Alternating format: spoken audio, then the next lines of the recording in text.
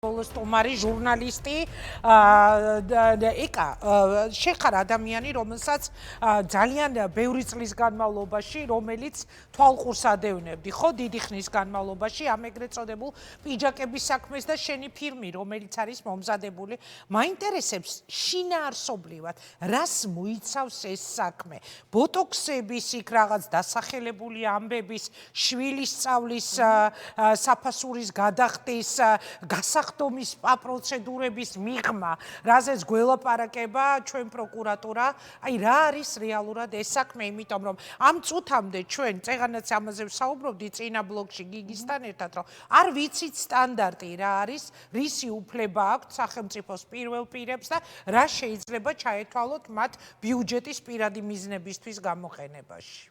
მივესალმები კიდევ ერთხელ თქვენს მაყურებელს. ბევრი ვილაპარაკეთ და დეტალებში არ წავალ. შევეცდები რომ დავასახელო ისეთი რაღაცები, რაც სხვა ეთერებში ამ დღეებში არ მithქვამს. ეს საქმე მთლიანად არის პრეზიდენტთან, მის ოჯახის წევრებთან და მის სტუმრებთან დაკავშირებით გაწეული სხვადასხვა ხარჯების მთლიანობაში არის დათვლილი 9 მილიონამდე და ეს აქვთ გატარებული ასეთ ნაცნობი სავარაუდო გაფლანგვად, რადგან ჯერ სასამართლოს არ დაუდასტურებია, ხო? ეს სავარაუდო დანაშაულში არის 9 მილიონი ლარი მოქცეული. აქ უდიდესი ნაწილი ადვოკატებმაც თქვეს, 90-დან 95%-მდე ეს არის ჩვეულებრივი წარმომადგენლობითი ხარჯები, რაც ისეთი ხარჯები, რასთან დაკავშირებითაც უბრალოდ აი დისკუსიასაც ვერ გავმართავთ და შეკითხვებსაც ვერ დავსვათ, ესა და ეს ხარჯი რატომ გაიწია ფარული ხარჯებიდან, ხო? ფარულ ხარჯებს ეხება 2009-დან 13-ის რაღაცა პერიოდამდე. ეს გულისხმობს ისეთ როგორ ხარჯებს, აი კავშირგაბმულობის ხარჯები, სხვადასხვა ვიზიტების დროს, ბრონირებული ტრანსპორტის დაქირავება, სასტუმროს დაქირავება, კვება, სუვენირების, ვახშმების და სადილების გამოცვა. ამაზე ცედავებია. ხო, რა თქმა უნდა, ეს ამას ვიძახი სამედიცინო პროცედურების ხარჯები ხა. სასაცილოა რომ იძახენ 720.000 ლარის ბოტოქსი ხარჯი, ნუ ეს არის მათი ყვითელი მიმართულება, რომ პიარულად ცდილობენ, რომ აი ესეთი რაღაცა გრანდიოზული ციფრები დაასახელონ, მიაწერონ ბოტოქს, ეს ბოტოქსი რა გონიათ, არ ვიცი, ერთ-ერთ სხდომაზე იყო დიდი განხილვა, ექიმი უხსნიდათ, რომ ბოტოქსი არა მარტო კოსმეტიკური პროცედურებისთვის, სამედიცინო პროცედურებისთვისაც გამოიყენება, მაგალითად ჩაკიკის სამკურნალოდ და სხვადასხვა, ნუ უხსნიდა ამას სამედიცინო მიმართულებით და უყურებდნენ უტიფარი სახეებით და იცინოდნენ, ვერ წარმოუდგენიათ, არ არიან ინფორმირებული შოუ და დაგუგლონ და მოიძიონ, რისთვის შეიგნო თავის დროზე ეს ბოტოქსი და რისთვის გამოიყენებენ, მათ შორის მედიცინაში, არა მარტო კოსმეტიკური დანიშნულებით. არის ბევრი სამედიცინო ხარჯები, ოპერაციის ხარჯები ჩასმენ, სანდრას ოპერაციის ხარჯიც არის საბრალდებო საქმეში მოქცეული, სხვადასხვა ვიზიტების დროს სხვადასხვა სამედიცინო პროცედურების, მედიკამენტების შეძენის ხარჯი, მაგალითად, ახლა მოვიდოდი და გადავხედე და თბილისში ერთ-ერთი სტომატოლოგიური კლინიკაში პრეზიდენტისთვის გაწეული მომსახურების ხარჯი და ესეთი ხარჯები გააერთიანეს და იძახიან 720.000 რეპორტაჟი მაგალითად ჰილარი კლინტონის ვიზიტისას ჩაიში გადახდილი თანხაც არის მაგრამ ხო ამაზეც ვიტყვი 720.000 ლარის ბოტოქსი რო გააკეთებინა პრეზიდენტს 720.000 ბოტოქსი წეგან მაყურებელსაც უთხარი დამიჯერეთ ეს არის გამორიცხული ამბავი არარსებული თემა არის რომ ამდენი თანხა ბოტოქსისთვის გადაეხადა ერთ ადამიანს, თუნდაც ერთ ოჯახს, ნუ ეს გამორიცხულია. ანუ ეკა, იცი რა მაინტერესებს, ეს ყველაფერი ბრალდება და აქვს მას წაყენებული, მაგალითად, ტელეფონით რომ საუბრობდა ვიზიტობის დროს, კავშირგაბმულობის ხარჯებია ძალიან ბევრი. ერთი ძალიან საინტერესო არის, გვარები და სახელები არ მინდა შემეშალოს. არიან ესეთი ძალიან საპატივისცემულო ბატონები, ზაურ სულხანიშვილი და გელა ფირუზაშვილი. ეხლა თუ გვისმენენ, გაიგებენ ამის შესახებ. ეს ადამიანები იყვნენ ფრინავები და ემსახურებოდნენ სახელმწიფო თვითმფრინავის ფრინავები იყვნენ, იმ თვითმფრინავის, რომელსაც ეწერა თბილისის სოხუმი და რომელთაც ხშირად სარგებლობდა პრეზიდენტი სააკაშვილი შედარებით ახლო მანძილებზე ფრენისას და ესეთ ვიზიტებისას. აი ამ თვითმფრინავით არიან ჩასულები სხვადასხვა დროს პრაღაში, სხვათა შორის ვაცლავ ჰაველის მიწვევით, ვიდრე გარდაიცვალებოდა ცოტა ხნით ადრე, პირადად ვაცლავ ჰაველმა მიიწვია პრეზიდენტი სააკაშვილი, საერთაშორისო ძალიან მნიშვნელოვან ღონისძიებაზე ფორუმი 2000, ასე ერქვა, აქ სიტყვით გამოვიდა პრეზიდენტი და შემდეგ საქართველოს საელჩოში შეხვდა ცალკე ვაცლავ ჰაველს და გადასცა წმინდა გიორგის ორდენი დააჯილდოვა საქართველოს მხარდაჭერისთვის და ზოგადად თავისუფლებისთვის ბრძოლაში უდიდესი დამსახურებისთვის ეს დიდი ევროპელი. აი ამ ოფიციალურ ვიზიტის მთელი ხარჯი სასტუმროში ცხოვრების დელეგაციის წევრების კვების, ну შეიძლება იქ სადმე დაპატიჟა კიდევ არა, ჯილდო ეხლა სახელმწიფო ჯილდოა და გადასცა. ამ ვიზიტის ფარგლებში მაგალითად ხატია ბუნიათაშვილის კონცერტზე მივიდა პრაღაში, პრაღის გაზაფხულია ესეთი სახელწოდებით იყო კონცერტი და იქ ყვავილების თაიგული მიართვეს საქართველოს პრეზიდენტის სახელით სახელგანთქმულ ქართულ პიანისტს, რომლის წარმატებითაც ყველანი ვამაყობდით და განსაკუთრებით მიხეილ სააკაშვილი. ეს ამ თაიგულის ხარჯი მგონი $80 ფარგლებშია და ესეც საბრალდება. რისი თქმა მინდა, იცი ეს ბატონები დავასახელე, მე ფრინავები. ხო ჩავიდნენ სახელმწიფო თვითფრინავით პრაღაში. ერთი დღით არ ყოფილან, ну ღამის გათება მოუწიათ იქ. და რა თქმა უნდა, როგორც დელეგაციის წევრებს, ამ ადამიანებსაც, ფრინავებსაც სასტუმრო უქირავეს, რა თქმა უნდა, კვებად შედის ამ მომსახურებაში და აი ძალიან ხშირად სხვადასხვა ვიზიტების დროს ხალხგაცმით არის ამ ბატონების სასტუმროს და კვების ხარჯები. ანუ როცა წაიკითხავ განცდა გიჩნდება ამ კონკრეტულად თუნდაც აი ამ ბატონებთან მიმართებაში რომ მათ რაღაცა თანხა დაახარჯა. ხო, სინამდვილეში ლაპარაკი არის ამ ფრინავებზე, რომლებიც ვიზიტისას ბუნებრივად უნდა დაეძინათ მინიმუმ პრეზიდენტის დელეგაციის ვიზიტისას და საჭმელი უნდა ეჭამათ. ეს თანხაც როგორც ბრალდება, ისე არის სააკაშვილის მიმართ საქმეები. არ არის გამიჯნული აქ არაფერი. კავშირგაბმულობის ხარჯები, სიმბარათები, ოპერის ბილეთების სხვადასხვა ვიზიტების დროს კვება, ბრონირებული ტრანსპორტის დაქირავება, კბილის ექიმთან მივიდა თუ სხვა სამედიცინო პროცედურა თუ ოპერაცია ჩაიტარა თუ მან ან სანდრასთან დაკავშირებით არის მსგავსი ხარჯები. ეს ყველაფერი არის მოქცეული საბრალდებო საქმეში, პლუს შვილის სწავლის, მაგას უპასუხა უკვე ამას მიხეილ სააკაშვილმა და აღარ ღირს უკვე იმაზე მეტად უკვე ახსნა ამის, რამდენიც ისულელია ამაზეც გამოდევნება და პლუს დანარჩენი აი ესეთი რაღაცები, რაც ტაილანდის ვიზიტი, რაღაცა კოსმეტიკურ მომსახურებებზე. გონიათ, რომ აი ამაზე აქცენტირები და ამაზე პიარით გაამართლებენ აი ამ ძალიან ტრაგიკულ საქმეს. კომიკური კი არის ხა რო ვიყავით და რო უყურებდით კომედიას გავდა, მაგრამ შინაარსი ტრაგიკულია, იმიტომ რომ უყურე შეიძლება ეს საერთოდაც მე პრეცედენტულიც აღმოჩნდეს, ხო? თავის აი მეც ეხლა მკითხულობდი მაგალითად დღევანდელი პრეზიდენტის ხარჯებს. 2.800.000 მარტო იმისთვის არის გამოყოფილი, რომ იქ რაღაც ანტიკვარული ნივთები, დედალმამალი, ირანული და ასე შემდეგ რაღაც არ ვიცი მე, ავეჯი, მე იმის რესტავრაცია, ანუ თუ დღეს სააკაშვილს დაუშვათ ვიზიტებისას კვებაზე ან ქართველი პიანისტისთვის გაგზავნილი მიტანილი თაიგულის თანხებს უანგარიშებენ, მაშინ ამ ლოგიკით მარგველაშვილმა რამდენი დახარჯა ან ღარიბაშვილმა რომელიმე ვიზიტზე ან სალომე ზურაბიშვილმა ეს ყველაფერი მომავალში შეიძლება გახდეს ბრალდების მიზეზი. ლარად ნაყიდი თაიგული, რომელიც მიართვეს სასცენო მოღვაწეობის 30 წლის იუბილეზე ოპერისა და ბალეტის თეატრში გამართულ კონცერტზე ნინო ანანიაშვილს და იყვნენ ძალიან ბევრი სტუმრები ჩამოსული, მათ შორის ამერიკის შეერთებული შტატებიდან 140 ლარიანი თაიგულიც, ესეც გაფლანგვაშია. ჰილარი კლინტონის ვიზიტი ვახსენეთ, ეს იყო 2012 წლის თუ არ ვთქვი 5 ივლისს. მე მიკვირს რატომ შეიცხადეს დღეს იქ სასამართლოზე და შემდეგაც პროკურორებმა რომ საიდან მოხვდაო ეს ხარჯიო, როცა ფილმში არის წარმოდგენილი ინვოისიც პიაცაზე გამასპინძლების და კადრებიც პიაცაზე როგორც საინობენ პრეზიდენტი და ჰილარი კლინტონი როგორც არის აქ. იმიტომ რომ აი ამ პროკურორმა გუგა მაისურაძემ დაუსვა მას კითხვა ჩვენმა ჟურნალისტმა, სად არის მითითებული რომ ჰილარი კლინტონზეა გადახდილი თანხა. თქვენ თუ მაჩვენებთ ჩეკს, სადაც ქართული თხილი და რედბულია შეძენილი, მაგრამ მსგავსი ჩეკი არის 49 ბაინდერი. მაგრამ თქვენ თუ მაჩვენებთ რომ რედბული დაალევნეს ჰილარი კლინტონს და ეს აქ არის მითითებული, მაგ შემთხვევაში გამოიღო 2012 წლის 4-5 ივლისის ხარჯები საბრალდებო საქმიდან. 5 ივლისს პრეზიდენტი ბათუმში მასპინძლობდა ჰილარი კლინტონს. სხვა ვინმე უფრო მნიშვნელოვანი არ იმყოფებოდა იქ და მისი შეხვედრები სხვადასხვა იმაში პიაცაზე თუ სხვაგან სადილად ერთად იმყოფებოდნენ. კადრები არის, სადაც რედბულს კი არსვავს. ღვინით ადღრძელებს საქართველოს და ამერიკის შეერთებული შტატების მეგობრობას ჰილარი კლინტონი და აი ეს არის ინვოიში პიაცაზე გვიან ღამით არის პიაცაზე რაღაც ხარჯი გაწეული პატარა ვახშამზე გვიან ჩამოვიდა ჰილარი კლინტონი და ღამით საირნობენ პიაცაზე იმ მაგიდებთან არის ამ ინვოიში დაფიქსირებული ქართული ჩაი, მწვანე ჩაი, ტყობა ვიწრო წრეში იყო 2 ჩაი და არის ეს შავი კი და ქართული ჩაი, მწვანე მაქვს ის ჩეკი ამოღებული და Red Bull. ეხლა უყურეთ. იქ ხო არის მითითებული თხილი, ქართული ჩაი, რაღაცა წვენი, კიდე ატმის წვენი, მწვანე ჩაი. Red Bull-ზე ამახვილებს ყურადღებას. წარმოგიდგენიათ როგორი არ ვიცი რა უწოდ, რა საწოდავი ადამიანია ეს გიორგი. რა გონია? ანუ მე მინდა რომ უბრალოდ მაყურებელმა გაიგოს რაზე არის ლაპარაკი.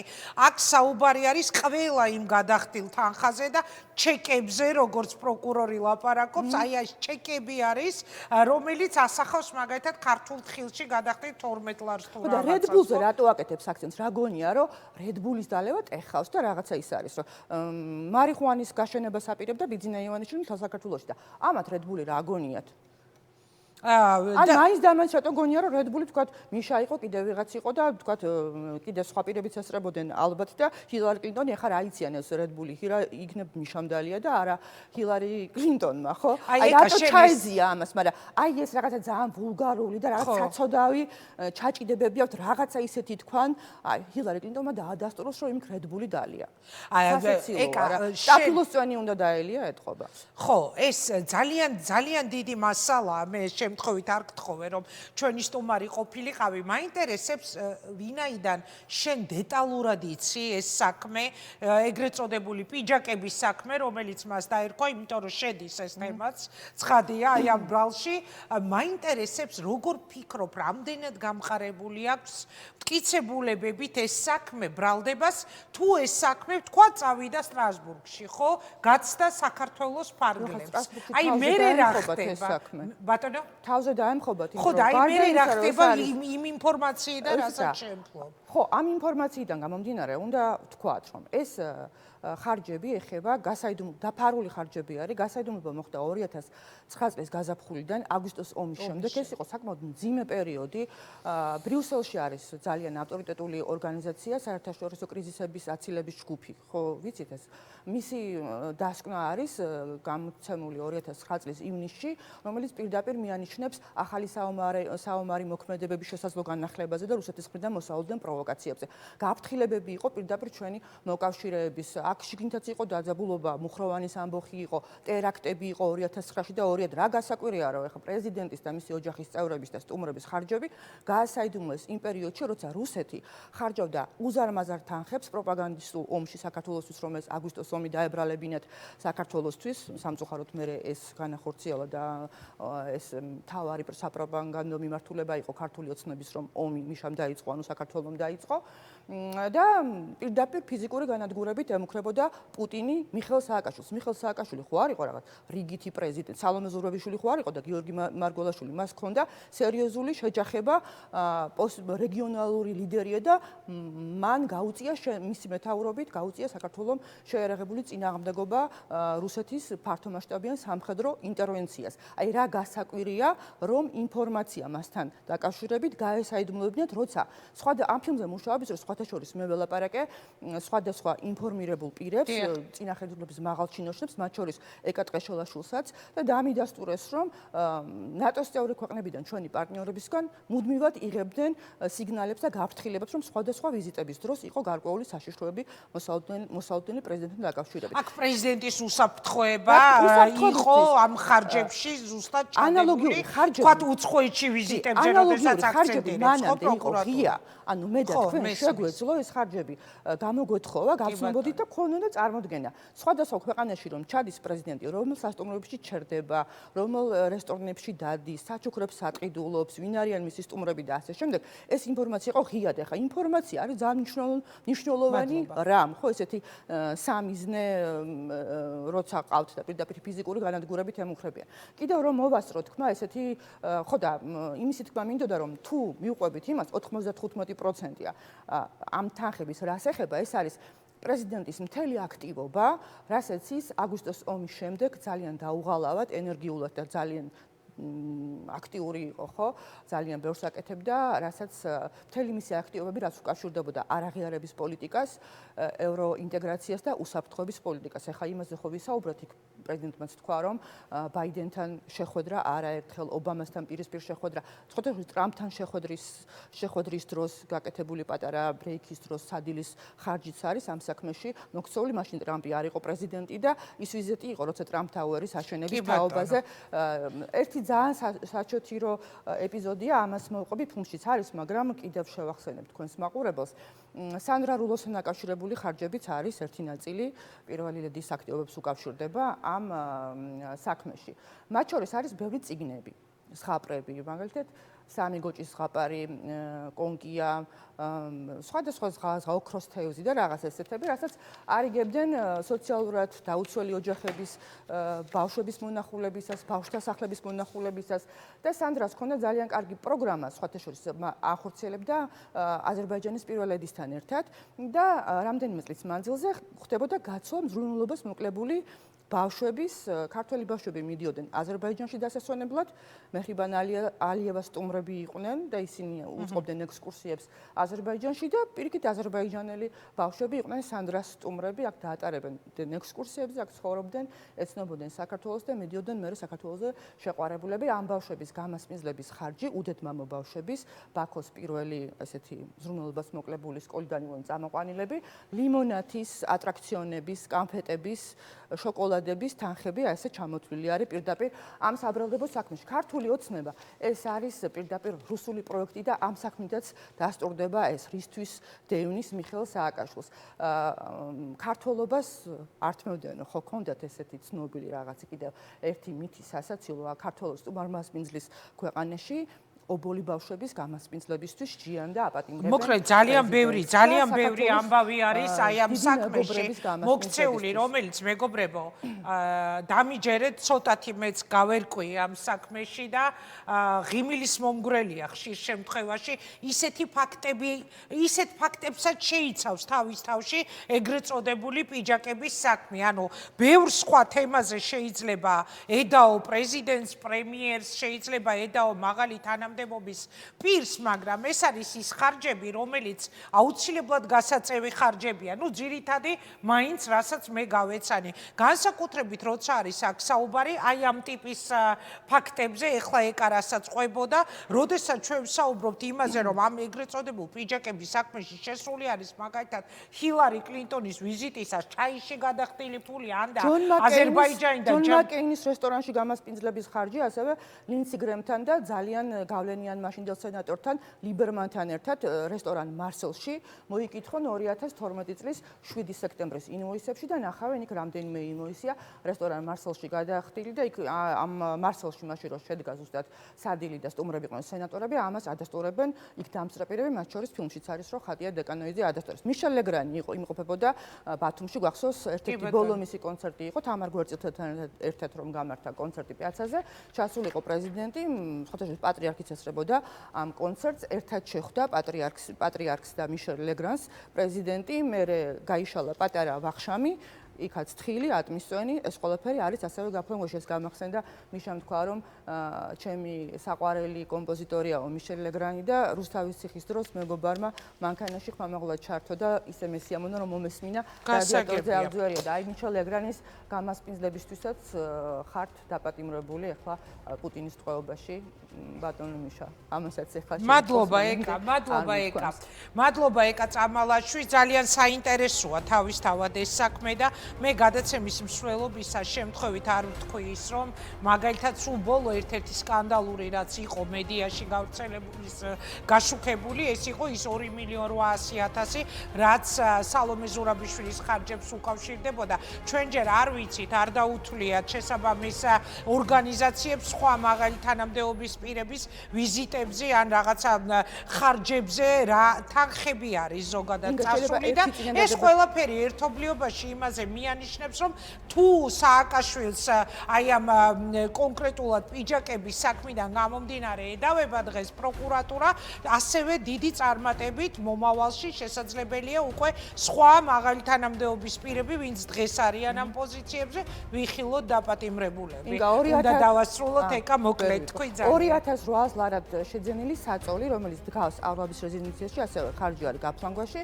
შეგახსენებთ, რომ პრემიერ მინისტრმა ღარიბაშვილმა თავისი მოსასვენებელი ოთახისთვის შეიძინა რბილი ავეჯი 180,000 ლარად და როცა ამის შესახებ შეკითხვა დაუსვეს, მაშინ ცხონებულ ნოდარ ხატურს თქვა, რომ ასეთი ძვირადღირებული იტალიური ავეჯის შეძენა პრემიერისთვის არის საქართველოს პრესტიჟის საკითხი. ხო და ზუსტად ამას გულისხმობ რა, ანუ აი ამ საქმიდან გამომდინარე უკვე ჩვენ შეგვიძლია ვთქვათ, რომ მომავალში მაგალითად ღარიბაშვილისთვის შეძენილი ავეჯი შესაძლებელია გახდეს მისთვის ერთ-ერთი ბრალის საყენების მიზეზი, ხო? ამაზე ვსაუბრობთ, ხო? აქ ერთ კონკრეტულ ხელისუფლება დიდი იმედინოს აღარ იქნება. მადლობა ეკა წამალაში, სხვა შორის ძალიან საინტერესოა ეკას ფილმი და გირჩევთ, ვისაც არ გინახავთ, რომ ნახოთ. ასეთი იყო დღეს რეაქცია, ახლა გიორგი ნიორაძე მიერთება პირველი ხაზი ვიკაბუკიასთან, გიორგი ნიორაძესთან ერთად იწყება სულ რამდენიმე წუთში. გიორგი, რა სიტყვა? გამარჯობა ინგა. რა ვიცი, ისე Red Bull-ი ბოლოს როდის დალიე თუ გახსოვს ან სვავ. არ მინდა რომ რეკლამაში ან ანტირეკლამაში ჩამეთვალოს, მაგრამ არ ვიცი, ხო, ენერგიზერებს მოიხმარ ისე? ხანდახან კი ეთერში შემოსვლის წინ, როდესაც ძალიან დაღლილი ვარ და სხვა შორის შაკიკი ახსენა აქ ეკავდა, მე შაკიკი მაქვს ეს ცნობილი ფაქტია და ბოტოქსსაც ხმარობ ხოლმე, ვიკეთებ აი ზუსტად ამ წერტილში მჭირდება ჩემი შაკიკის. ხო, თავის არეში ეს ბოტალოტოქსინი არის. ტკივილების ცოტა შესანელებლად, ასე რომ გამეცინა წეღა როცა ლაპარაკობდა ეკა ამ თემაზე. მეც ასევე ექიმის დანიშნულებით ვიკეთებ, აი მაინც ვაჩვენებ ჩასაფრებულ ადამიანებს თავის ზუსტად აი ამ ნაწილში ვიკეთებ ხოლმე ბოტოქს, იმიტომ რომ ძალიან ძლიერი ტკივილები შემიჩერდეს.